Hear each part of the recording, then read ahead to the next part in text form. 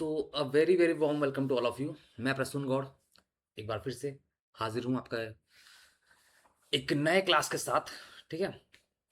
और आज की जो क्लास होगी वो आपकी कम्पिटेटिव एग्जाम्स की नहीं होगी। वो क्या होगी? सीबीएसई बोर्ड क्लास 12th का फिजिक्स का पेपर जो 20 फरवरी को हुआ। आज हम उससे डिस्कस करेंगे। ठीक है। तो आज की क्लास 12th को समर्पित है। ठीक। तो आइए ज़्यादा लेट न करते हुए हम चलते हैं अपने स्लाइड की ओर। तो CBSE class 12 physics paper detailed analysis with solution.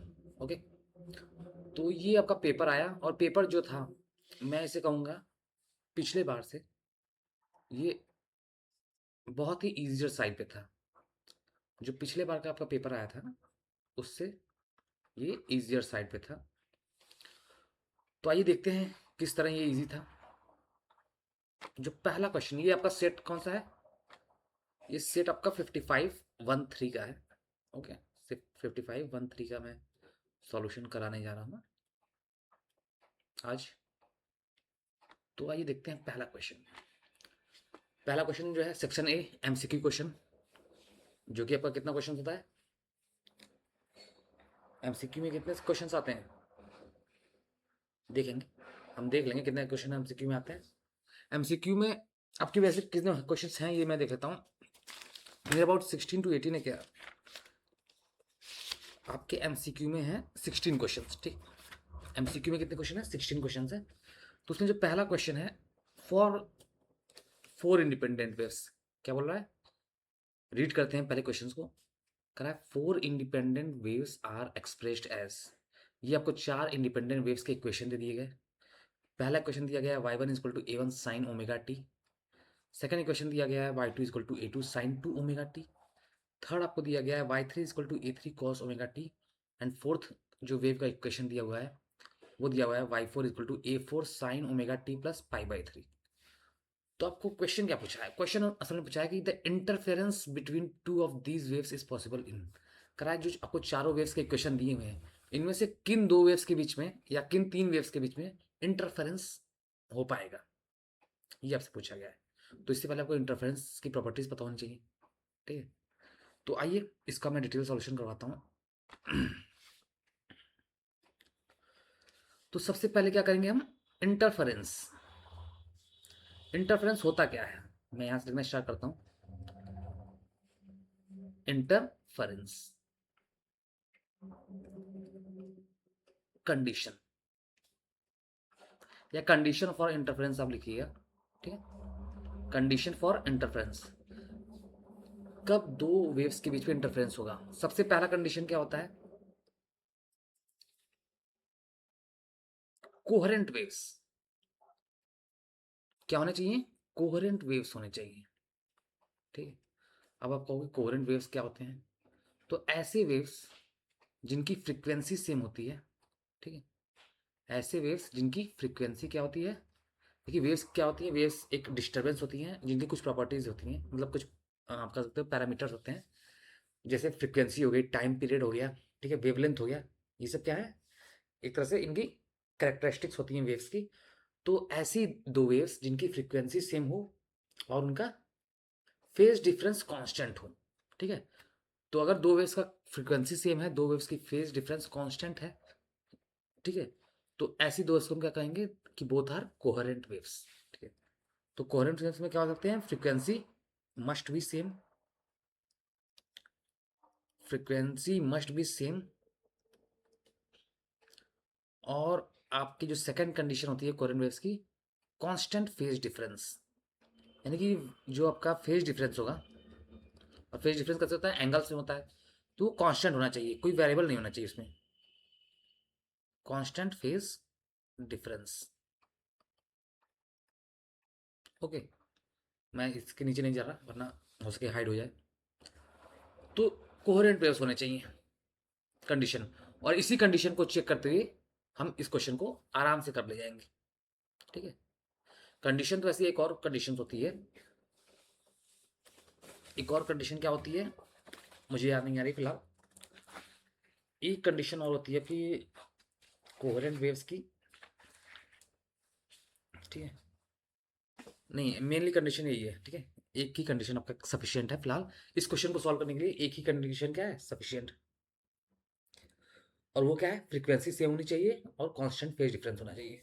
तो आइए हम अपने चारों इक्वेशन, मतलब जो चारों वेव की इक्वेशन थी उसकी तरफ बढ़ते हैं। तो ये समझ में आ गया ना कि दो वेव्स इंटरफेयर कब कर पाएंगी। तो पहला होना चाहिए कि उनका कोहेरेंट वेव्स होनी चाहिए, दोनों वेव्स कैसे होनी चाहिए, कोहेरेंट वेव्स होनी चाहिए, यानी कि frequency same constant phase difference. तो ज़्यादा लेट न करते हुए एक क्वेश्चन का सॉल्यूशन करते हैं।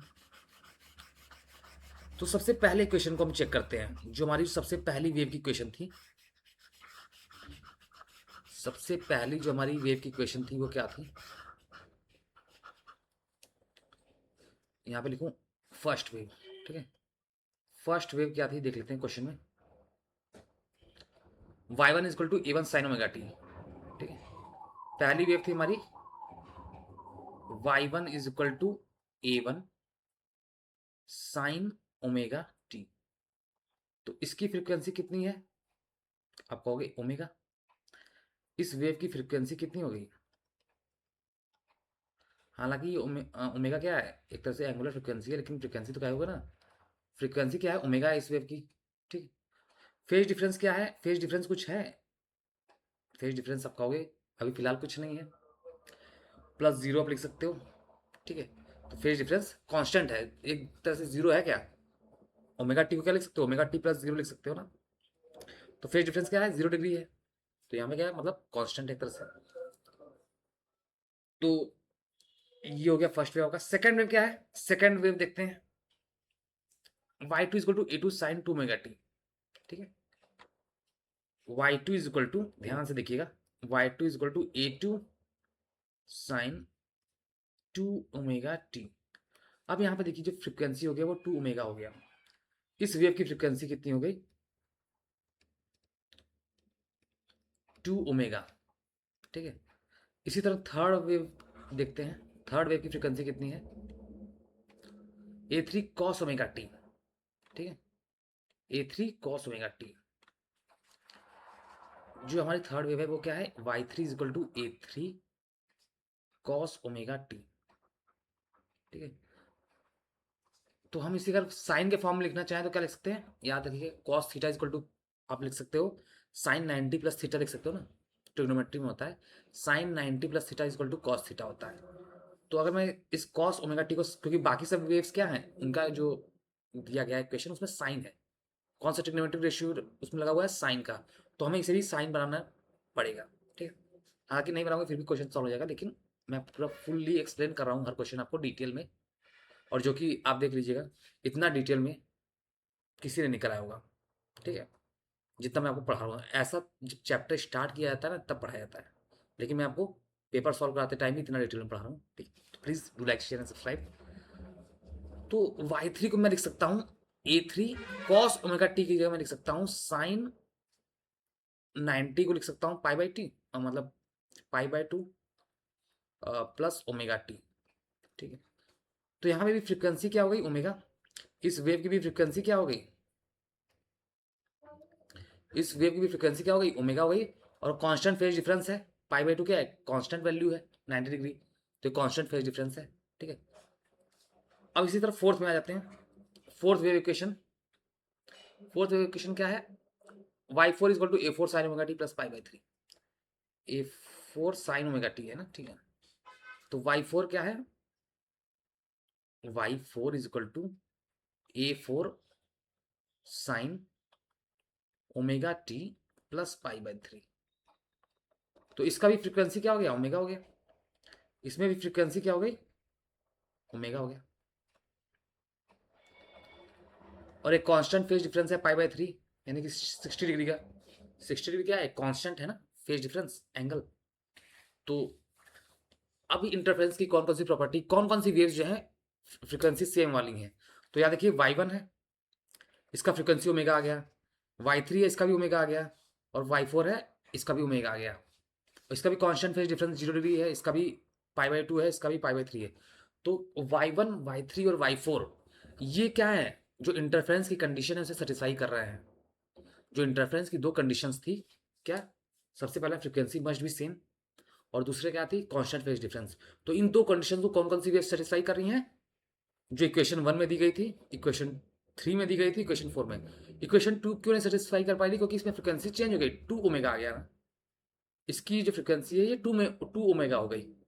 तो ये क्या है, ये जो y2 वेव है ये किसी के साथ भी इंटरफेयर नहीं कर पाएगी।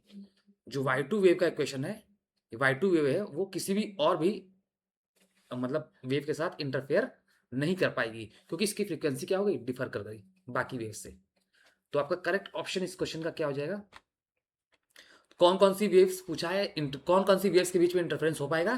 तो याद रखिएगा सी ऑप्शन, क्योंकि सेकंड में क्या है, सेकंड में आपका 2 ओमेगा आ गया, तो सेकंड वाली वेव्स इन बाकी वेव के साथ इंटरफेयर नहीं कर पाएंगे, तो जिसमें भी सेकंड ऑप्शन होगा वो कट जाएगा। 1 एंड 3 ओनली, क्या केवल 1 और 3? नहीं नहीं, 1 का 3 के साथ भी हो सकता है, 1 का 4 के साथ भी हो सकता है, ठीक है। तो इसलिए जो करेक्ट ऑप्शन होगा, कौन कौन सी वेव्स जिनका फ्रिक्वेंसी सेम है वही इंटरफेयर कर पाएंगे, तो 1, 3 एंड 4। तो correct option is C. C option is correct. C option is correct. ठीक है, समझ गया? कब दो वेव्स, यहां से कॉन्सेप्ट हमने क्या सीखा कि दो वेव्स इंटरफेयर कब कर पाती हैं, जब वो कोहेरेंट होती हैं। जब वो कोहेरेंट वेव्स होती है, और कोहेरेंट वेव्स क्या होती हैं? ऐसी वेव्स जिनकी फ्रीक्वेंसी सेम हो और जिनके बीच का फेज डिफरेंस जो है वो क्या हो, कांस्टेंट हो। समझ गए? तो आइए नेक्स्ट क्वेश्चन करते हैं। नेक्स्ट क्वेश्चन क्या है? An electromagnetic wave passes from vacuum into a dielectric medium. कोई इलेक्ट्रोमैग्नेटिक वेव है, वो वैक्यूम से एक डाइलेक्ट्रिक मीडियम में जा रही है with relative electrical permittivity 3/2 and relative magnetic permeability 8/3, then it's, फिर 4 ऑप्शन दिए गए हैं, वेवलेंथ इज डबल्ड। तो सबसे पहले इसमें कौन सा फॉर्मूला यूज होगा वो देखते हैं। अगर कोई भी इलेक्ट्रोमैग्नेटिक वेव, ईएम वेव जो होती है, वो अगर एक मीडियम से दूसरे मीडियम जाती है तो उसके वेलोसिटी का एक फॉर्मूला होता है। क्या होता है? ये आपने पढ़ा होगा, इलेक्ट्रोमैग्नेटिक वेव्स आपका मॉडर्न जो आपका क्या कहते हैं फिजिक्स का टॉपिक है, इलेक्ट्रोमैग्नेटिक वेव, ईएम वेव। उसमें हमने पढ़ा होगा कि वेलोसिटी ऑफ ईएम वेव, ठीक है, किस फॉर्मूले से दिया जाता है? तो आप लिखोगे v इज इक्वल टू 1/√μ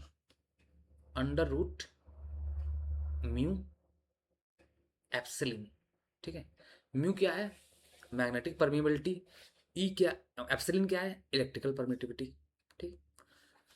अब अगर मैं यहाँ पे आपका रिलेटिव टर्म में बात किया गया ना, क्योंकि एक मीडियम से दूसरे मीडियम में जब जाते हो तो क्या हो गया, एक तरह से कंपैरिजन हो जाता है, रिलेटिव लिया जाता है। ठीक है, क्या लिया जाता है? तब जो भी परमिटिवली लिया जाता है वो रिलेटिव लिया जाता है। तो क्योंकि ऐसा क्यों लिया जा रहा है रिलेटिव परमिबिलिटी? क्योंकि आप एक मीडियम से दूसरे मीडियम जा रहे हो, आप वैक्यूम से एक डाइलेक्ट्रिक मीडियम में जा रहे हो। वैक्यूम एक अलग मीडियम हो गया, डाइलेक्ट्रिक मीडियम एक अलग मीडियम हो गया। तो जब भी आप एक मीडियम से दूसरे मीडियम जाओगे तो वहां पे जो परमिटिविटी लोगे वो कैसे लोगे? रिलेटिव परमिटिविटी लोगे। ठीक है, तो इन केस इसके बाद क्या लिखोगे? ऐसा मत लिखिए विद रिस्पेक्ट टू, ठीक है, लिखिएगा in terms of relative permeability. In terms of relative permeability क्या फॉर्मूला हो जाता है? In terms of relative permeability,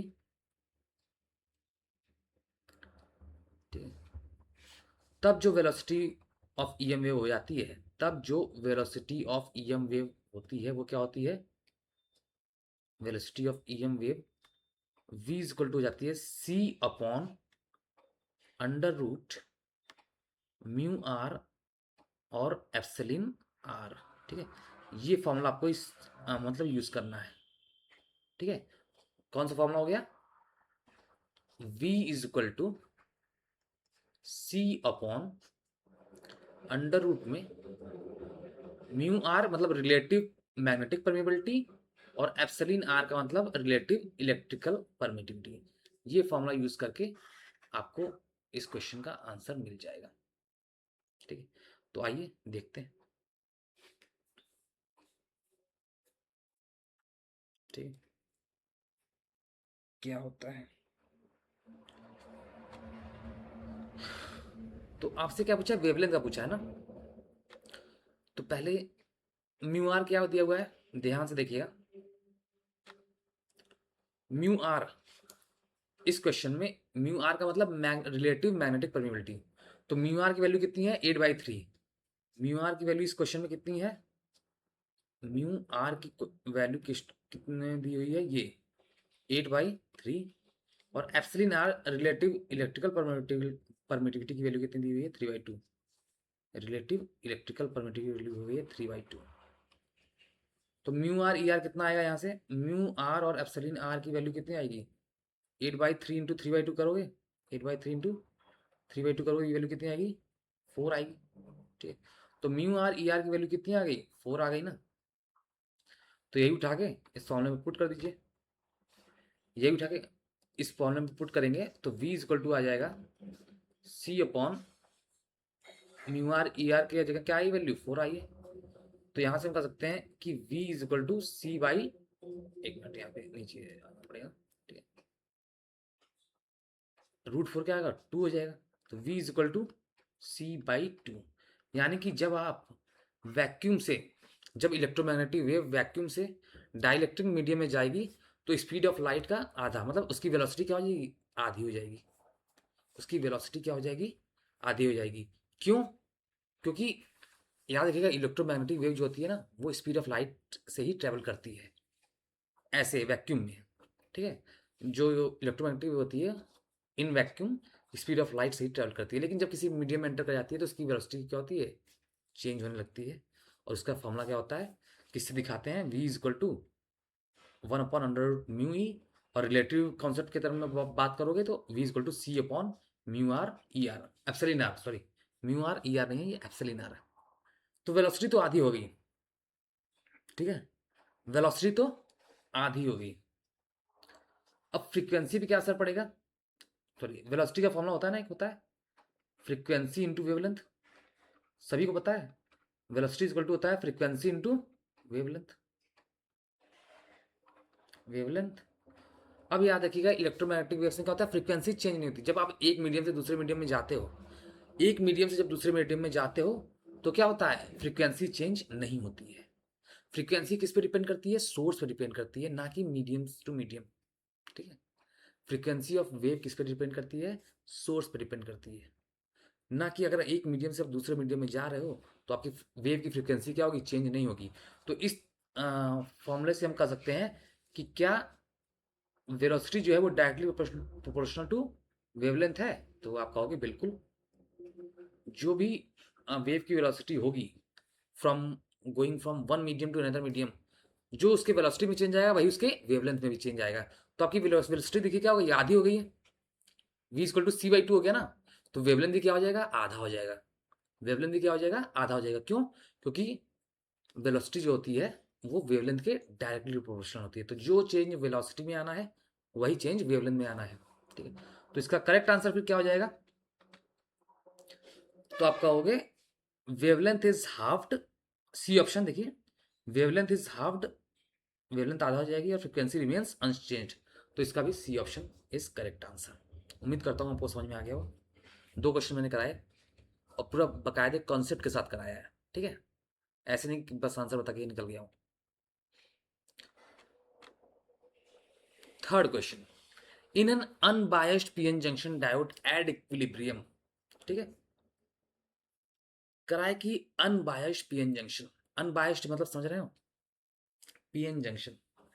तो देखिए इसके लिए मैंने स्पेस नहीं छोड़ा है क्या, क्वेश्चन आते हैं पहले PN junction. PN junction diode होता क्या है, देखिए इस तरह आपका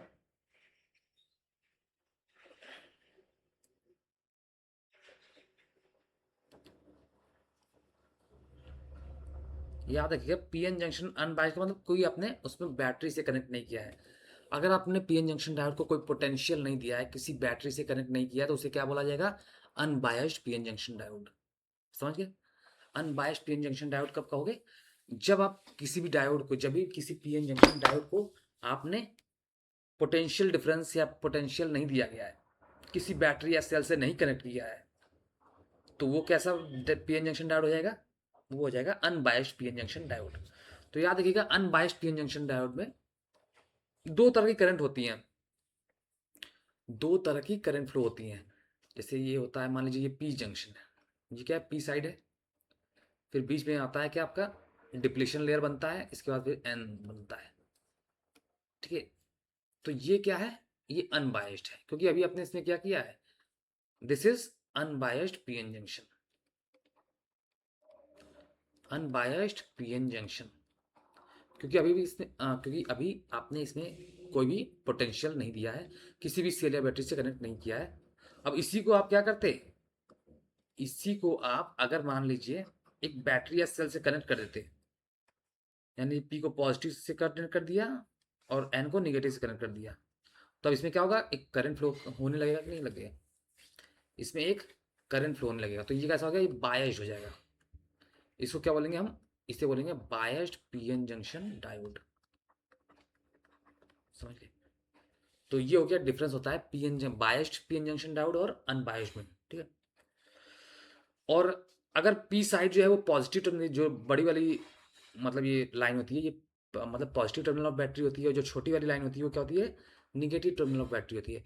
तो अगर ये जो पीएन जंक्शन का पी वाला साइड है, ये अगर पॉजिटिव से कनेक्ट है और एन वाला साइड जो है वो निगेटिव टर्मिनल से कनेक्ट है बैटरी के, तो मैं कहूँगा ये कैसा बायसिंग है, ये होता है forward biasing of PN junction diode. ये क्या होता है, forward biasing of PN junction diode. तो इतना मैं डिटेल में सोचिए आपको पढ़ा रहा हूँ, लेकिन मैं डायरेक्ट आंसर पे आता हूँ, इस क्वेश्चन के आंसर पे आता हूँ। तो याद रखिएगा जब भी आपका अनबायस्ड पीएन जंक्शन डायोड होता है तो उसमें क्या होता है, जो डिफ्यूजन और ड्रिफ्ट करंट होती है, ठीक है। अब कहोगे ये डिफ्यूजन और ड्रिफ्ट करंट क्या होती है, तो जब मैं चैप्टर पढ़ाऊंगा ना ये, तब आपको डिटेल में पढ़ाऊंगा। तो इसमें याद रखिएगा डिफ्यूजन और ड्रिफ्ट करंट इक्वल होते हैं और अपोजिट होते हैं, ठीक। क्योंकि आपका कोई करंट इसमें फ्लो होना नहीं है, तो जो भी आपका मेजॉरिटी चार्ज कैरियर्स या माइनॉरिटी चार्ज कैरियर्स के थ्रू आपका क्या होता है, जो करंट फ्लो होता है, ठीक है, जो भी आपका मेजॉरिटी चार्ज कैरियर्स या मान देखिए डिफ्यूजन करंट, देखिए क्या होता है, डिफ्यूजन करंट क्या होता है मैं आपको बताता हूँ। जो भी मेजॉरिटी चार्ज कैरियर्स की वजह से जो करंट फ्लो होता है उसे हम क्या कहते हैं, जैसे पी आपका कहते हो पी टाइप सेमीकंडक्टर में मेजॉरिटी टाइप जो पी टाइप सेमीकंडक्टर में जो मेजॉरिटी चार्ज कैरियर्स होते हैं वो क्या होते हैं, होल्स होते हैं। और एन टाइप सेमीकंडक्टर में जो मेजॉरिटी चार्ज कैरियर्स होते हैं वो क्या होते हैं, इलेक्ट्रॉन्स होते हैं कि नहीं। ये सब अपने सेमीकंडक्टर चैप्टर में पढ़ाऊंगा, तो वही सब बात है। तो याद रखिएगा जब जो करंट मेजॉरिटी चार्ज कैरियर्स के मूव होने से फ्लो होती है उसे हम लोग कहते हैं डिफ्यूजन करंट, ठीक है। और ड्रिफ्ट करंट क्या होता है, ड्रिफ्ट करंट याद रखना आप लोग, ड्रिफ्ट करंट जैसे यहाँ पे क्या है, पी प्री चार्ज है तो यहाँ पे सब होल्स होंगे, तो यहाँ पे क्या हो जाता है ना, एक निगेटिव निगेटिव ऐसे बन जाता है। यहाँ पे सब निगेटिव है तो यहाँ पे एक पॉजिटिव पॉजिटिव बन जाता है, तो यहाँ पे एक कह सकते हैं एक फिक्टिशियस एक इमेजिनरी बैटरी बन जाती है, इसकी वजह से भी करंट फ्लो होने लगता है। तो इसे कहते हैं ड्रिफ्ट करंट। जो ये आपका इमेजिनरी चार्ज यहाँ पे डेवलप हो जा रहा है साइड साइड में, जो इससे करंट फ्लो होता है उसे क्या कहते हैं, ड्रिफ्ट करंट कहते हैं। तो जब आपका जो जंक्शन डायोड है वो अनबायस्ड होता है, उस केस में जो डिफ्यूजन करंट होते हैं और ड्रिफ्ट करंट क्या होते हैं, दोनों का मैग्नीट्यूड, दोनों की वैल्यू इक्वल होती है, और वो क्या होते हैं, अपोजिट इन डायरेक्शन होते हैं, ये होता है, ठीक है। तो diffusion and drift currents are equal and opposite, तो इसका भी सी ऑप्शन इज करेक्ट। समझ गए, 3 क्वेश्चन मैंने करा दिए विद कॉन्सेप्ट के साथ, पूरे कॉन्सेप्ट के साथ मैं बता रहा हूँ, याद रखिए। अब आते हैं आपका ये क्वेश्चन है इलेक्ट्रोस्टैटिक्स, ठीक है। ये क्वेश्चन किसका है, इलेक्ट्रोस्टैटिक्स का है। क्वेश्चन रीड करते हैं। कह रहा है कि a conducting wire connects two charge metallic spheres A and B of radii R1 and R2 respectively, ठीक है। एक कंडक्टिंग वायर से आपने कनेक्ट कर दिया दो मेटालिक स्फीयर्स को, ठीक है। ये देखते हैं, दो मेटालिक स्फीयर्स थे आपके पास, दो मेटालिक स्फीयर्स थे। तो इसको आपने क्या किया, एक कंडक्टिंग वायर से कनेक्ट कर दिया, और इनकी रेडियाई दी हुई थी क्या, एक का रेडियाई R1 है, एक का रेडियाई R2 है, और दोनों के बीच की जो दूरी है वो बहुत लार्ज है, ठीक है, ये मतलब बहुत दूर है ये। एक की रेडियाई क्या हो गई, R1 हो गई, एक की रेडियाई हो गई R2, और इनके बीच का जो डिस्टेंस ऑफ सेपरेशन है ये वेरी लार्ज है। ये क्या बोल दिया कि इनके सेंटर से जो ये दूरियां है ना, कि ये बहुत ही ज़्यादा लार्ज है, very large separation, very large separation. तो इसमें एक कॉन्सेप्ट यूज होता है, वो क्या कि अगर आपने दो मेटालिक स्फीयर्स को एक वायर से कनेक्ट कर दिया तो इन दोनों का पोटेंशियल जो होगा वो क्या हो जाएगा, सेम हो जाएगा। इन दोनों का जो पोटेंशियल हो जाएगा वो सेम हो जाएगा। तो यहाँ पे कॉन्सेप्ट आप लिखना चाहो तो लिख सकते हो। यहाँ पे एक कॉन्सेप्ट लिख सकते हैं हम लोग। मेन कॉन्सेप्ट यूज क्या है इसमें, जो कॉन्सेप्ट इस क्वेश्चन में यूज होगा वो होगा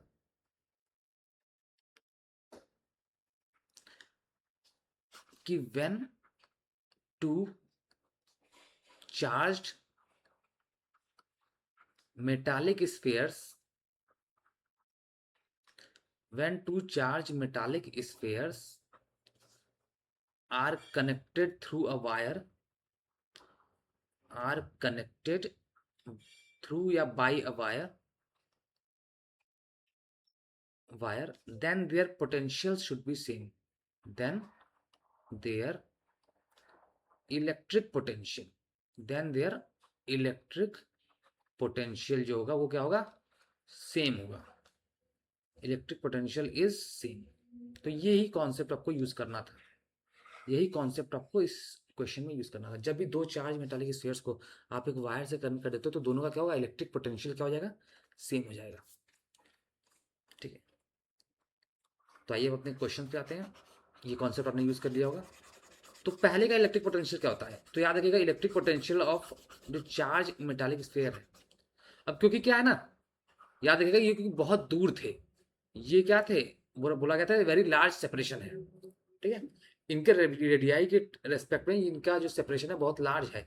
तो हम ये कह सकते हैं ना कि ये क्या हो गया, एक इंडिविजुअल की तरह आप इसे ट्रीट कर सकते हो। जब दूरी बहुत ज़्यादा हो, जब दो मेटालिक स्फीयर्स के बीच की दूरी बहुत ज़्यादा हो ना, तो आप एक एक को क्या कर सकते हो, इंडिविजुअल मेटालिक स्फीयर मान सकते हो, एक एक को आप आइसोलेटेड चार्ज स्फीयर मान सकते हो। जब दो मेटालिक स्फीयर्स में दूरी बहुत ज़्यादा होगी तो आप इंडिविजुअली एक एक मेटालिक स्फीयर्स को क्या एक आइसोलेटेड स्फेरिकल चार्ज मान सकते हो। ठीक है, ये कॉन्सेप्ट हुआ। यानी कि इस जो स्फेयर है इसके वजह से इस पे इसके पोटेंशियल कोई फर्क नहीं पड़ेगा, ना ही इसके वजह से इस चार्ज मेटालिक स्फेयर की वजह से इसके पोटेंशियल कोई फर्क पड़ेगा, क्योंकि डिस्टेंस ऑफ सेपरेशन क्या है, बहुत ज़्यादा है। और जब भी किसी एक चार्ज पार्टिकल की वजह से दूसरे चार्ज पार्टिकल के पोटेंशियल पे फर्क नहीं पड़ता, तो उसे हम क्या कैसे ट्रीट करते हैं, एक आइसोलेटेड चार्ज कैरियर के रूप में ट्रीट करते हैं। तो इलेक्ट्रिक पोटेंशियल क्या हो जाएगा, इलेक्ट्रिक पोटेंशियल मान लीजिए इसका नाम ए है, इसका नाम बी है, तो इलेक्ट्रिक पोटेंशियल दोनों का सेम होगा। तो electric potential of A is equal to electric potential of B, electric potential of B.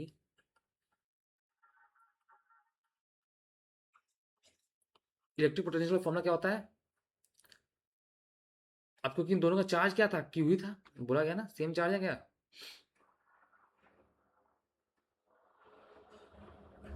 Charge same ही माना होगा, नहीं चार्ज नहीं सेम है, दो अलग अलग स्फीयर है ना, ऐसा तो लिखा नहीं है कि दोनों का क्या है चार्ज सेम है। कहीं लिखा है कि दोनों का मतलब चार्ज सेम है, तो आपको दोनों का चार्ज अलग अलग मानना पड़ेगा। तो मैंने क्या बोला, इलेक्ट्रिक पोटेंशियल फॉर्मूला क्या होता है, याद रखिएगा q upon 4 pi epsilon naught r, जो आइसोलेटेड चार्ज स्फीयर का फॉर्मूला होता है इलेक्ट्रिक पोटेंशियल का, इसको वी से डिनोट करते हैं। इसका फॉर्मूला होता है क्यू अपॉन, यानी कि charge upon 4 pi epsilon naught r, r मतलब रेडियस, ये इलेक्ट्रिक पोटेंशियल का फॉर्मूला होता है। तो ए का क्या हो जाएगा, मान लीजिए चार्ज जो ए मेटालिक स्फीयर चार्ज था वो Q1 था, तो लिखोगे Q1 upon 4 pi epsilon not, और इसका इस स्फीयर का रेडियस कितना था, R1 था, तो लिखा आपने R1। इसी तरह इसका हो जाएगा Q2 upon 4 pi epsilon not R2।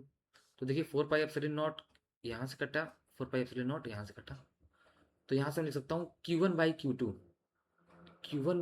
की वैल्यू क्या हो जाएगी, R1 बाई R2 के बराबर हो जाएगी।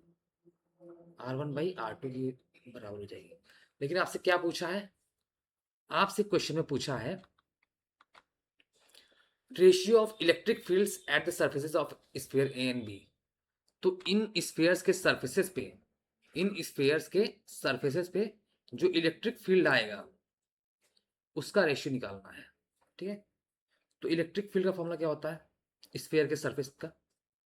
तो इलेक्ट्रिक फील्ड का जो फॉर्मूला होता है ना सरफेस पे, electric field surface of solid charge, तो इसका फॉर्मूला होता है Q/4 pi epsilon naught r का स्क्वायर, यानी कि उस रेडियस का, उस स्फीयर के रेडियस का स्क्वायर। ये इलेक्ट्रिक फील्ड होता है at the surface of sphere.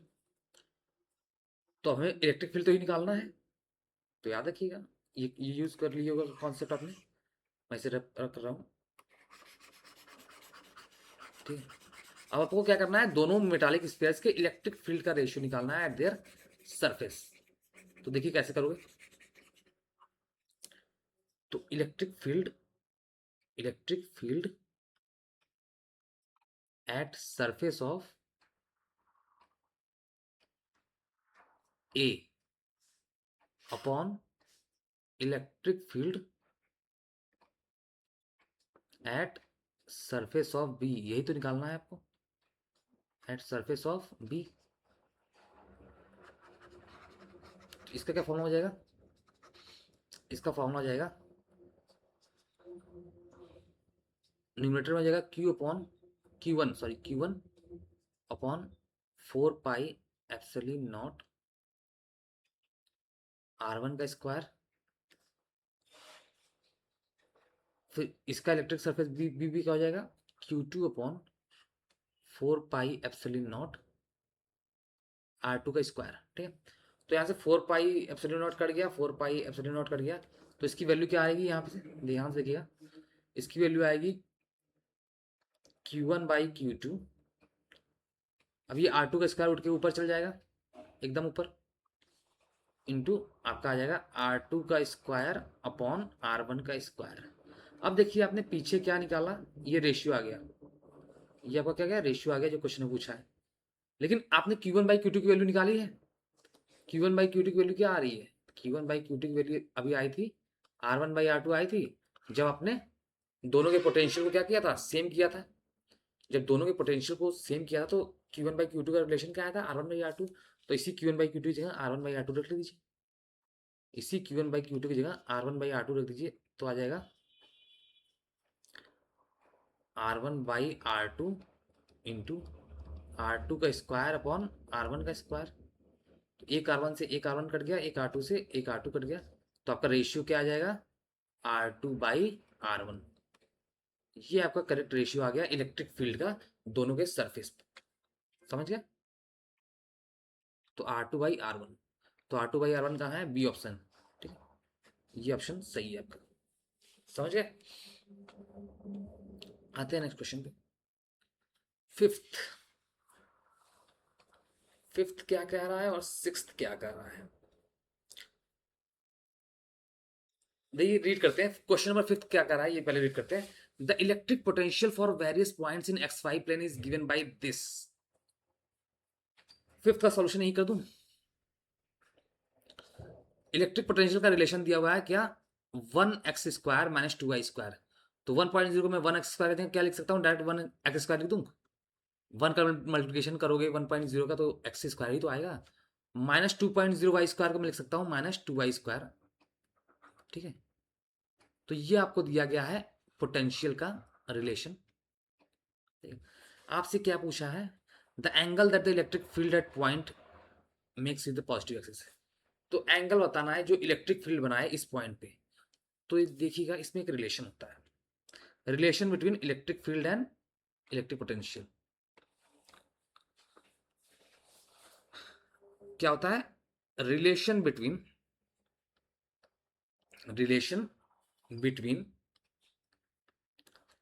Electric potential, relation between electric potential and electric field क्या होता है। तो याद रखिएगा E is equal to electric field को किससे डिनोट करते हैं, ई से करते हैं, minus del upon del x of v, ठीक है, ये होता है। मतलब हम कह सकते हैं जो इलेक्ट्रिक फील्ड होता है वो आपका जो पोटेंशियल होता है उसका पार्शियल डिफरेंशिएशन का निगेटिव होता है। क्या होता है, partial differentiation, del by d x क्या होता है, पार्शियल डिफरेंशिएशन, ठीक है। तो आइए करते हैं पार्शियल डिफरेंशिएशन। आपको v की वैल्यू पता है, हमें v की वैल्यू पता है। v की वैल्यू क्या दी हुई है, देखिए v की वैल्यू दी हुई है x अपॉन 2y² यही दी हुई है। तो यहां से हम क्या करेंगे, e इज इक्वल टू क्या होता है, माइनस डेल v अपॉन जो ये आपका पूरा है, ठीक है, डे आपका डेल v ऐसे लिखते हैं इसको, देखिए ऐसे लिखते हैं, e इज इक्वल टू ये होता है ये वाला सिंबल होता है ना, माइनस डेल v, ये होता है ना symbol, is equal to minus del v होता है। और इस डेल की वैल्यू होती है, इस डेल की वैल्यू होती है del by d x plus del by d y, ऐसे करके होता है, ठीक है। इसे क्या कहते हैं, हैमिल्टोनियन ऑपरेटर कहते हैं क्या, आपने मतलब आगे चल के पढ़ोगे इसके बारे में। तो डेल की वैल्यू ये होती है, मान लीजिए जेड भी रहता तो यहाँ पे plus del by del z हो जाता, ठीक है। तो इस तरह आपको ई की वैल्यू निकालनी पड़ेगी, ठीक है। तो ई की वैल्यू क्या हो जाएगी, मैं यहाँ सॉल्व करता हूँ। ई की वैल्यू हो जाएगी minus del by del x of x, ठीक है। फिर आपका ये माइनस में लगाइए, minus of minus del y of 2y², ठीक है, ये आ जाएगा। तो इसकी वैल्यू कितनी आ जाएगी, x² था क्या, ये देखिए एक मिनट मुझे देखिए, अच्छा हाँ x² था, मैं भी कर रहा हूँ क्यों ऐसे हो रहा है, ये x² था, ठीक। तो इसकी वैल्यू क्या आ जाएगी, ई की वैल्यू जब x² का पार्शियल डिफरेंशिएशन करोगे तो आपको क्या मिलेगा, -2x, क्योंकि माइनस आप पहले से लगा हुआ है, x² करोगे तो 2x आ जाएगा। अब यहाँ पे देखिए इसका क्या आ जाएगा, 2y का स्क्वायर का क्या आ जाएगा, -4y, तो ये याद रखिएगा, माइनस यहाँ पर साइंस पहले लगा हुआ है, यहाँ पे 2y² का जब पार्शियल डिफरेंशिएशन करोगे तो 2 आपका कोफिशिएंट आ जाएगा और आपका एक पावर कम हो जाएगा, तो ये आ जाएगी -4y।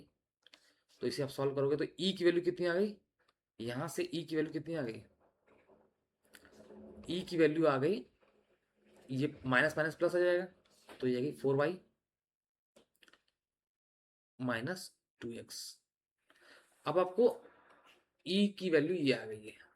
अब देखिए यहाँ पे पॉइंट दिया हुआ था, y क्या है, x क्या है, y की जगह पे आपको 1 रखना है, x की जगह पे 2 रखना है, y की जगह पे 1 रखना है, तो ये हो जाएगा, इलेक्ट्रिक फील्ड कितनी आ जाएगी, E is equal to y की जगह पे केवल रखना है 1 रखना है, y क्या है, ये क्या है, y कोऑर्डिनेट है ना, देखिए ये जो है ना, ये क्या है, ये y कोऑर्डिनेट है, ये x कोऑर्डिनेट है। तो बस पुट कर दीजिए इस फॉर्मूले में, इस फॉर्मूले में पुट कर दीजिए,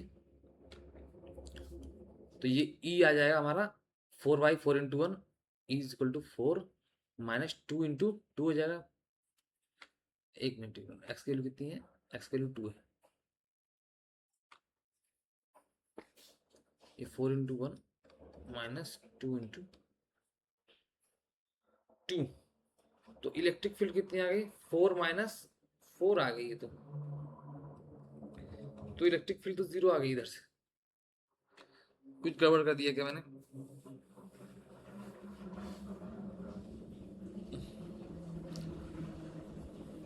-2x, ठीक है,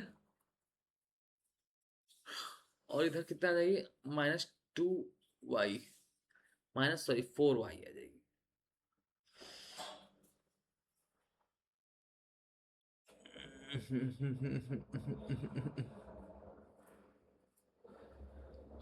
अच्छा तो ई एक्स और वाई कंपोनेंट निकालेंगे ना मुझे, सॉरी गड़बड़ कर दिया, मैं भी कर रहा हूँ, क्यों गड़बड़ कर रहा हूँ। तो याद देखिएगा ये कंपोनेंट क्या है, अभी अभी ऐसे नहीं रखना है आपको, ठीक है। जो एक्स वाला है वो ई एक्स कंपोनेंट होगा, तो ई एक्स कंपोनेंट क्या आ गया आपका, -2x आ गया, ठीक है। और जो वाई वाला कंपोनेंट है क्या होगा, ई वाई होगा, E y is equal to हो गया 4y, ठीक है। क्या क्या, तो आप इस पे क्या कीजिए, वैल्यू रख दीजिए। एक्स की वैल्यू क्या है, जो पॉइंट आपको दिया गया है वो क्या है, वाई की वैल्यू 1 है और एक्स की वैल्यू 2 है। तो यहाँ पे एक्स की वैल्यू 2 रखोगे तो क्या हो जाएगा, क्योंकि ये कोऑर्डिनेट हमें फुलफिल कराना है ना। एक्स जहाँ पे एक्स कोऑर्डिनेट रखोगे, वाई जगह पे वाई कोऑर्डिनेट रखना है आपको। तो -2x है, तो -2 × 2 करोगे तो -4 आ जाएगी ये क्या आ जाएगी, ठीक है। ई एक्स की वैल्यू आ जाएगी, मैं ऊपर रब करता हूँ, ई एक्स की वैल्यू आ जाएगी -2x है, एक्स यहाँ पे एक्स कोऑर्डिनेट रखोगे 2, 1। क्यों मैं एक्स यहाँ पे 2 रख रहा हूँ, क्योंकि आपको यहाँ पे कोऑर्डिनेट दिया हुआ है, एक किसी पॉइंट का कोऑर्डिनेट दिया हुआ है। ये देखिए, ये किसी पॉइंट का कोऑर्डिनेट दिया हुआ है, और कोऑर्डिनेट में ये क्या होता है, एक्स कोऑर्डिनेट होता है, ये आपका वाई कोऑर्डिनेट होता है। आपने कोऑर्डिनेट ज्योमेट्री में पढ़ा होगा कि जो कॉमा के पहले वाला होता है वो एक्स कोऑर्डिनेट होता है, कॉमा के बाद वाला वाई कोऑर्डिनेट होता है। जैसे मैं पॉइंट लिख रहा हूँ कोई 2, 3, तो ये क्या है, एक्स कोऑर्डिनेट है, ये वाई कोऑर्डिनेट है। तो जहाँ जहाँ एक्स दिखेगा मैं वहाँ 2 रखूंगा, जहाँ जहाँ वाई दिखेगा वहाँ 3 रखूंगा। अब समझ में आ गया, ठीक है। उसी तरह, तो ये जो ई एक्स की वैल्यू आई, जो ये ई एक्स की वैल्यू आई 2x, यहाँ पे मैं लिखूंगा -2 × 2, -2 × 2 इज इक्वल टू, ये जगह -4, तो ई एक्स की वैल्यू यहाँ से आ जाएगी, ये रब करता हूँ क्योंकि मैं नीचे जा रहा हूँ।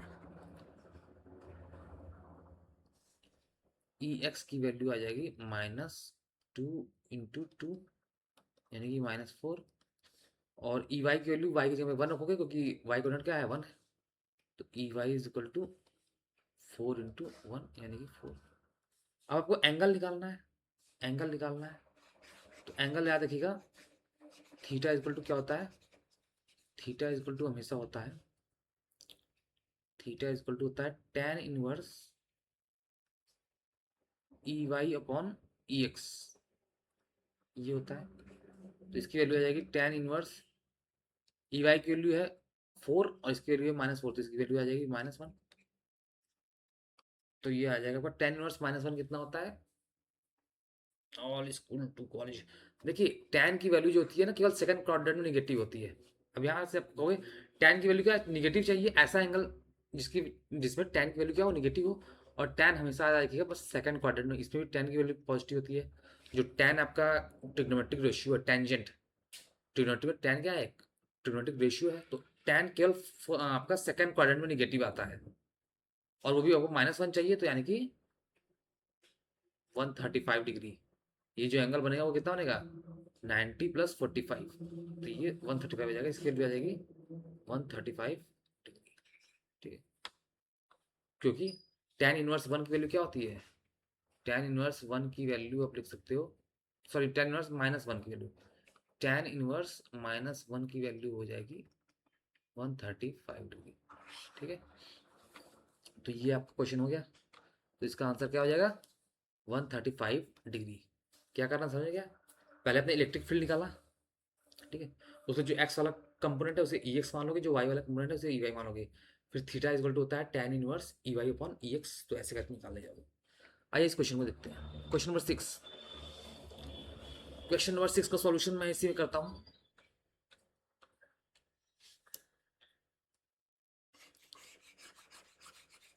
मुझे लगता है आपको समझ में आ रहा होगा, बहुत डिटेल में करवा रहा हूँ ये, ठीक है। बहुत डिटेल में करवाया है, बहुत डिटेल में, इतना आपको यूट्यूब पे नहीं इतना कोई डिटेल में बताया होगा।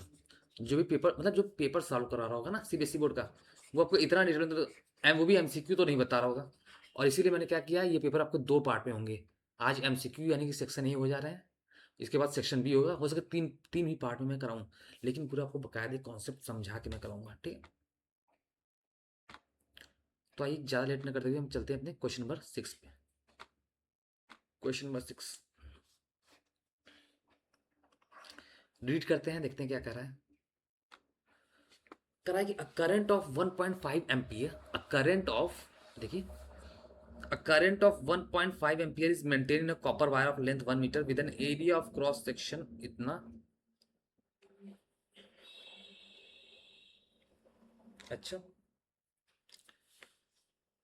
एरिया ऑफ क्रॉस सेक्शन इतना दिया हुआ है. The magnitude of electric field in the wire is, और रेजिस्टिविटी दी इतना, रेजिस्टिविटी इतना दी हुई है.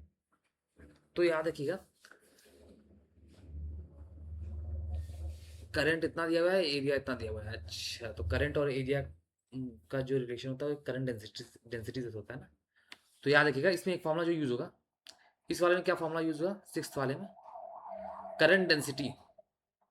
करंट डेंसिटी याद रखिएगा, करंट डेंसिटी जो होती है वो क्या होती है, डायरेक्टली प्रोपोर्शनल टू होती है इलेक्ट्रिक फील्ड की. करंट डेंसिटी जो होती है ना वो आपकी डायरेक्टली प्रोपोर्शनल होती है इलेक्ट्रिक फील्ड की. तो ये करंट डेंसिटी को हम किससे डिनोट करते हैं, जे से डिनोट करते हैं. तो जे इज इक्वल टू होता है rho into E. J vector is equal to होता है रो इंटू ई वेक्टर. और जे होता है यहाँ पे क्या है, जे करंट डेंसिटी है. करंट डेंसिटी मतलब देखिए यहाँ पे रिलेशन क्या आया, करंट डेंसिटी, ये देखिए रिलेशन ये आया, current density is equal to होता है, याद रखिएगा, रेजिस्टिविटी, थोड़ी बहुत नींद आ रही लग रहा है, रेजिस्टिविटी इनटू इलेक्ट्रिक फील्ड, ये कर सकते हो. करंट डेंसिटी में डिनोट करता हूँ जे से, रेजिस्टिविटी करता हूँ रो से, और इलेक्ट्रिक फील्ड होता है ई से. ये होता है जे को क्या होता है, करंट डेंसिटी को करंट अपॉन एरिया, यानी कि आई अपॉन एरिया ए. जे की वैल्यू क्या होती है, करंट डेंसिटी की वैल्यू क्या होती है, आई, यानी कि आई मतलब करंट, और ए मतलब area of cross section, equal to rho की वैल्यू आपको दी हुई है. और रो की वैल्यू देखिए क्वेश्चन में कितना दिया हुआ है, कॉपर वायर का रेजिस्टिविटी दिया हुआ है ना, कॉपर वायर रेजिस्टिविटी दी हुई है 1.7 इंटू 10 पावर, ये कितना है, एक मिनट, 8 है कि -6, -8 है. तो रेजिस्टिविटी ऑफ कॉपर दे दिया है 1.7 इंटू 10 -8, 1.7 इंटू, यहाँ पे लीजिएगा रो ऑफ कॉपर क्या दिया हुआ है, 1.7 इंटू 10 पावर -8 दिया हुआ है ना. ठीक, तो आई इक्वल टू यहाँ पे जे के जगह में मैंने क्या लिखा, आई अपॉन रे, जे इक्वल टू जाता है करंट डेंसिटी, करंट डेंसिटी मतलब current upon area, current flowing per unit cross sectional area को ही करंट डेंसिटी कहते हैं. रो की वैल्यू आपको दी हुई है 1.7 इंटू 10 पावर -8, और ई की वैल्यू ही तो निकालनी है, आपको ई की वैल्यू निकालनी है. आई की वैल्यू दे रखी है क्वेश्चन में, आई की वैल्यू दे रखी है आपको 1.5 एम्पियर, ये क्या है, आई है करंट है. और आपको एरिया कॉपर वायर है, कॉपर वायर है, तो 1 मीटर आपको ये दे रखा है, और ये आपको दे रखा है क्या, 1.7 इंटू 10 पावर -7 मीटर. तो कॉपर वायर कैसा वायर हो गया, सिलेंड्रिकल वायर हो गया. कैसा वायर हो गया, सिलेंड्रिकल वायर हो गया. तो आप इससे डिवाइड कर दीजिए, एरिया ऑफ क्रॉस सेक्शन दे रखा ना, एक वैल्यू आपको दिया है 1.7 इंटू 10 पावर -7, डिवाइड कर दीजिए. आई की वैल्यू 1.5 है, अपॉन एक वैल्यू हो गई 1.7 इंटू 10 पावर -7, ये आपका जे निकल गया, ये आपका जे निकल गया. कहाँ गया, इसके आगे यहाँ पे कर दीजिए. आई की वैल्यू क्या है 1.5 है, ए की वैल्यू 1.7 इंटू 1.7 इंटू कितना है, ए की वैल्यू 10 पर -7, 10 पर -7. ठीक है, और फिर रेजिस्टिविटी से मल्टीप्लाई करना है. एक मिनट, कहाँ हूँ मैं, ये, अच्छा ये आई बाई ए लिखा मैंने, जे की जगह पे ये लिखा इतना, जे की जगह पे इतना लिखा गया. अब यहाँ पे रो लिखना है इज इक्वल टू के बाद, तो इज इक्वल टू के बाद रो कितना है 1.7 इंटू 10 पर -8 है, इंटू इलेक्ट्रिक फील्ड निकालना है, यहाँ से निकल जाएगा. इसी को सॉल्व करें ना, ये आपका आ जाएगा, इसे मैं लिख सकता हूँ, कैसे लिख सकता हूँ, 1.5 upon 1.7 into 10 power 7 equal to 1.7 into 10 power -10 upon 10 power 8 कर सकते हो इसको, इंटू ई कर सकते हो. 10 पावर 8 इसमें जाकर मल्टीप्लाई हो जाएगा, तो ये जाएगा 1.5/1.7 इंटू 10 पावर 15 हो जाएगा, इक्वल टू 1.7 इंटू ई हो जाएगा। ये 15/17 लिख सकते हो, 17 1 जा 17, फिर 0 हो गया, फिर 300 तो 17 7 जा 17 8 136 7 8 जा, तो करीब आएगा ये 1.8 के करीब जाएगा। ये कितना जाएगा, 1 पॉइंट, सॉरी 1 पॉइंट भी नहीं जाएगा, पॉइंट में जाएगा ये, क्योंकि 15/17 करना है ना। तो इसका जो भी आंसर आ रहा है, मतलब यही करना है, इसे सॉल्व करना। 1.7 जो है ये इधर आ जाएगा, 1.7 इंटू 10 पावर -8 आ जाएगा इधर। ठीक है, समझिए कौन सा फॉर्मूला यूज करना है। इसमें आपको फॉर्मूला यूज करना था J is equal to rho E, J is equal to resistivity into electric field, ये आपको यूज करना था, आपको क्वेश्चन आराम से हो जाता। ठीक है, आते हैं नेक्स्ट क्वेश्चन पे। नेक्स्ट क्वेश्चन क्या कर रहा है, रेशियो ऑफ काइनेटिक एनर्जी, अच्छा sorry, ratio of potential energy to the kinetic energy of an electron in the nth orbit of Bohr model of hydrogen atom. तो देखिए Bohr model of hydrogen atom, ये भी क्या है, modern history का, modern physics का ये सवाल है। काइनेटिक एनर्जी कितनी होती है और पोटेंशियल एनर्जी कितनी होती है bore model of hydrogen atom में, वो आपको पता करना पड़ेगा। तो याद रखिएगा काइनेटिक एनर्जी कितनी होती है, मैं लिखवाता हूँ, याद रखिएगा, यहाँ पे लिख लीजिए कहीं पे, काइनेटिक एनर्जी को शॉर्ट फॉर्म लिख रहा हूँ, kinetic energy of an electron, ठीक है, इन nth orbit of hydrogen atom, in nth orbit of hydrogen atom. क्या होता है फॉर्मूला, इसको शॉर्ट फॉर्म से मैं के लिखता हूं, तो इसका फॉर्मूला क्या होता है, लिख लीजिएगा, m e⁴ upon 8 epsilon naught का स्क्वायर, n का स्क्वायर और h का स्क्वायर। आप कहोगे ये सब है क्या, तो ये है किसी कोई भी इलेक्ट्रॉन, ठीक है, हाइड्रोजन एटम के nth ऑर्बिट में मूव कर रहा है। ठीक है, ऑर्बिट होता है ना, के होता है, फिर एल होता है, K shell, L shell, M shell, N shell, ये आपके न्यूक्लियस के चारों ओर ऐसे शेल्स होती हैं, जिसे ऑर्बिट भी कहा जाता है, स्टेशनरी ऑर्बिट। क्यों कहा जाता है, क्योंकि आपके जो एनर्जी लेवल्स है उनके एक फिक्स एनर्जी होती है, इसलिए कहा जाता है। तो ये होता है काइनेटिक एनर्जी। कोई भी इलेक्ट्रॉन अगर nth ऑर्बिट में मूव कर रहा है हाइड्रोजन एटम के, तो उसकी काइनेटिक एनर्जी का फॉर्मूला होता है ये me⁴, m mass of electron है, e क्या है, चार्ज ऑन इलेक्ट्रॉन, जो कि 1.6 इंटू 10 पावर -19 कूलम्ब होता है।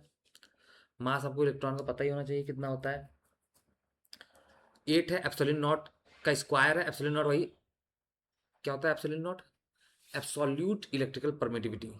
एन आपका पता है कि nth ऑर्बिट वाला एन, एच स्क्वायर, एच की वैल्यू क्या होती है, प्लैंक्स कांस्टेंट। ठीक है, एच की वैल्यू क्या है, प्लैंक्स कांस्टेंट। तो ये काइनेटिक एनर्जी का फॉर्मूला हो गया। पोटेंशियल एनर्जी क्या होता है, potential energy of an electron in nth orbit, in nth orbit of hydrogen atom. तो पीई का क्या फॉर्मूला होता है, याद रखिएगा, माइनस साइन के साथ होता है, -me⁴ अपॉन 8 जगह 4 होता है, 4 एप्सिलॉन नॉट का स्क्वायर, n का स्क्वायर, h का स्क्वायर। ठीक है, ये आपका होता है potential energy of electron in nth orbit. ठीक है, तो आपको रेशियो क्या निकालना है, आपको रेशियो निकालना है potential energy upon kinetic energy का। तो पोटेंशियल एनर्जी और काइनेटिक एनर्जी करोगे तो ये आपका कितना आ जाएगा, पोटेंशियल एनर्जी आपकी है -me⁴, ठीक है, माइनस, लगा इसे रब करना पड़ेगा, ये दोनों फॉर्मूला आप लिख लीजिएगा। ठीक है, तो जब आप इन दोनों को डिवाइड करोगे, इस पोटेंशियल एनर्जी, ये इस पूरे को अपॉन करके इस पूरे से डिवाइड करोगे ना, तो याद रखिएगा 8 क्या हो जाएगा, एकदम ऊपर चला जाएगा, और यहाँ पे 1/-4 है, नहीं -4 है, तो इसकी वैल्यू कितनी आ जाएगी, -2। इसकी वैल्यू कितनी आने वाली है, -2। क्या करना है आपको, ये उठा के इससे डिवाइड करना है। देखिए पहले तो ये दोनों कट जाएंगे, पहले ये दोनों कट जाएंगे, एम कट जाएंगे, e⁴ कट जाएंगे, यहाँ एप्सिलॉन नॉट स्क्वायर कट गया, n स्क्वायर कट गया, h स्क्वायर कट गया, बस क्या बचा फिर, रेशियो लोगे तो क्या बचेगा, पोटेंशियल एनर्जी वाले में आपका बचेगा बस -1/4 अपॉन, और इसका बचेगा 1/8, तो इसको तो लिख सकते हो -8/4, तो इसका रेशियो आएगा -2। ठीक है, क्या आएगा आंसर, -2। -2 है क्या,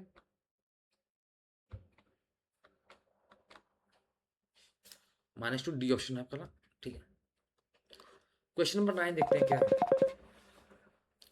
क्वेश्चन नंबर 9 जो है वो आपका क्या कह रहा है,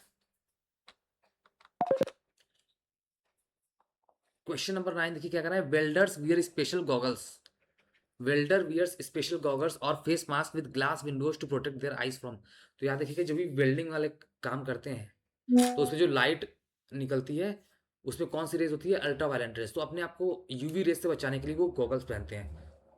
तो ये क्या लिखा है, mask with glass windows to protect the eyes from, तो आपको लगाना है यूवी रेज। तो जो वेल्डिंग आपकी लाइट होती है वहाँ उससे कौन सी रेज निकलती है, यूवी रेज। तो उसी से बचने के लिए जो वेल्डर्स जो होते हैं वो क्या करते हैं, स्पेशल गॉगल्स ग्लास लगाते हैं। ठीक है, तो ये तो थ्योरी था, इसमें कुछ करना नहीं था। 11th, the phenomena of interference is shown by, interference इनमें से कौन सी वेव दिखा पाएगी। तो पहला ऑप्शन दिया था लॉन्गिट्यूडनल वेव ओनली, फिर था transverse wave only, electromagnetic wave only, और ऑल दिस वेव्स। तो याद रखिए वेव से डिफर नहीं करता। ठीक है, इंटरफेरेंस किस कंडीशन में डिपेंड करता है कि जो वेव्स इंटरफेयर कर रही हैं वो किस टाइप की वेव्स हैं, ये नहीं, उनका क्या होना चाहिए, वो कोहेरेंट होनी चाहिए, यानी कि उनका फ्रीक्वेंसी सेम होना चाहिए और उनका कांस्टेंट फेज डिफरेंस होना चाहिए। तो इसमें ये सभी वेव्स जो हैं, चाहे लॉन्गिट्यूडनल हो, चाहे ट्रांसवर्स हो, चाहे इलेक्ट्रोमैग्नेटिक हो, ये सभी वेव्स में इंटरफेरेंस का फिनोमेना हो सकता है, पॉसिबल हो सकता है। तो इसका करेक्ट ऑप्शन होगा डी, ऑल द वेव्स। तो इसका करेक्ट ऑप्शन क्या हो गया, all these waves. Longitudinal wave भी इंटरफेरेंस शो कर सकती है, ट्रांसवर्स वेव भी कर सकती है, और इलेक्ट्रोमैग्नेटिक वेव भी कर सकती है। ठीक है, तो टाइप्स ऑफ वेव पे डिफर नहीं करता, टाइप ऑफ वेव्स पे डिपेंड नहीं करता कि इंटरफेरेंस होगा या नहीं। इंटरफेरेंस किस चीज़ पे डिपेंड करता है कि जो दो वेव्स इंटरफेयर करेंगी उनका फ्रिक्वेंसी सेम होना चाहिए, और उनके बीच कांस्टेंट फेज डिफरेंस होना चाहिए। ठीक है, तो ये आपका 11th क्वेश्चन था। एक क्वेश्चन और है क्या, अच्छा, अ सीरीज एलसीआर सर्किट, देखिए ये आपका एसी चैप्टर है ना, अल्टरनेटिंग करंट, ये वहां से क्वेश्चन दिया गया, बहुत इजी क्वेश्चन है। आर की वैल्यू देखिए कितना दिया हुआ है, 3 ओम दिया हुआ है, आर की वैल्यू 3 ओम, मैं इसे करवाऊंगा अच्छे से। एक्सेल, एक्सेल क्या होता है, इंडक्टिव रिएक्टेंस, ये आपको दिया हुआ है 8 ओम, और क्या दिया हुआ है, एक्सी कैपेसिटिव रिएक्टेंस, एक्सी की वैल्यू दी हुई है 4 ओम। ठीक है, और आर की वैल्यू दी हुई है 3 ओम। ठीक है, आपको क्या निकालना है, और बोला कि ये जो है ये किससे कनेक्ट है, 220 वोल्ट और 50 हर्ट्ज एसी सोर्स से कनेक्ट है, ये तीनों चीज। आपको पावर फैक्टर निकालना है, पावर फैक्टर की वैल्यू क्या होती है, कॉस फाई, पावर फैक्टर क्या होता है, कॉस फाई। ठीक है, कॉस फाई की वैल्यू आपको निकालनी है, तो निकालते हैं। आइए सॉल्यूशन देखते हैं। तो कॉस फाई, देखिए कॉस फाई जो पावर फैक्टर होता है ना, पावर फैक्टर का क्या फॉर्मूला होता है, कॉस फाई, पावर फैक्टर को हम क्या लिखते हैं, कॉस फाई, और इसकी वैल्यू क्या हो जाती है, R/Z, R/Z। जेड क्या होता है, total impedance of the circuit, Z क्या होता है यहाँ पे, total net impedance of the circuit, total net impedance of circuit. तो आरएलसी सर्किट के केस में क्या होता है, in case of RLC circuit, resistance, induction और कैपेसिटेंस, आरएलसी सर्किट, जो जेड होता है वो क्या होता है, अंडर रूट आर का square plus XL minus XC का होल स्क्वायर, यही होता है। ठीक है, तो यहाँ से जेड की वैल्यू निकाल दीजिए। आर की वैल्यू कितनी आई थी, आर की वैल्यू कितनी थी, 3 ओम, तो 3 का स्क्वायर प्लस एक्सएल की वैल्यू कितनी है, 8, 8 - 4 का स्क्वायर, 8 एक्सएल है और ये 4 है, तो ये आ जाएगी, जेड की वैल्यू कितनी आएगी, √9 + 16 हो जाएगी इधर से, तो 25 हो जाएगी, √25 की वैल्यू होती है 5, तो यहाँ से जेड की वैल्यू क्या आ जाएगी, इम्पिडेंस आ गया जेड इज इक्वल टू 5। ठीक है, और cos फाई इक्वल टू होता है आर बाई जेड। आर की वैल्यू कितनी है, 3 ओम है। आर की वैल्यू कितनी है, 3 ओम है। तो cos फाई की वैल्यू हो जाएगी, आर की वैल्यू 3 ओम है, 3 ओम, और जेड आ गया आपका 5 ओम। तो 3/5 की वैल्यू कितनी आएगी, ओम से ओम कटा, 3/5 की वैल्यू आएगी 0.6। तो पावर फैक्टर कितना आ गया, 0.6। पावर फैक्टर क्या होता है, कॉस फाई को ही पावर फैक्टर कहते हैं, इसी का दूसरा नाम क्या है, कॉस फाई का नाम पावर फैक्टर। तो आंसर क्या आ गया, 0.6। 0.6 कहाँ पे है, डी ऑप्शन है। ठीक है, तो आज आप नींद आ रही है, ठीक है। तो आज मैं क्या करता हूँ, क्लास में यही करता हूँ। लगभग आपका सेक्शन ए जो है वो हो गया है, 3-4 क्वेश्चन और है, 16 क्वेश्चन आपके होते हैं। और वही आपका एजर्सन रीजन टाइप का क्वेश्चन है, ठीक है। 2 स्टेटमेंट दिए हैं, एक एजर्शन में, एक रीजन में। बताना है कि एजर्शन ट्रू है कि रीजन ट्रू है, उस टाइप के क्वेश्चन बचे हुए हैं आप सेक्शन ए में, ठीक है। तो आज की क्लास में यही एंड करते हैं।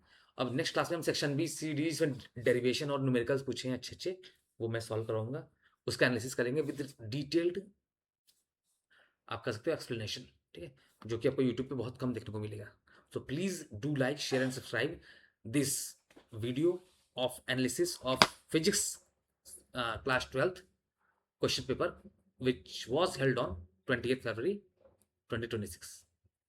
तो उम्मीद करता हूँ अगर आप लोग अच्छे व्यूज आए तो मैं आगे बनाऊंगा फिजिक्स का, नहीं आए तो फिर मैं सोचूंगा कि उस पर विचार करूंगा कि बनाना है कि नहीं बनाना है आगे वाले सेक्शंस, ठीक है। So please take care. Do like, share and subscribe the channel as far as possible.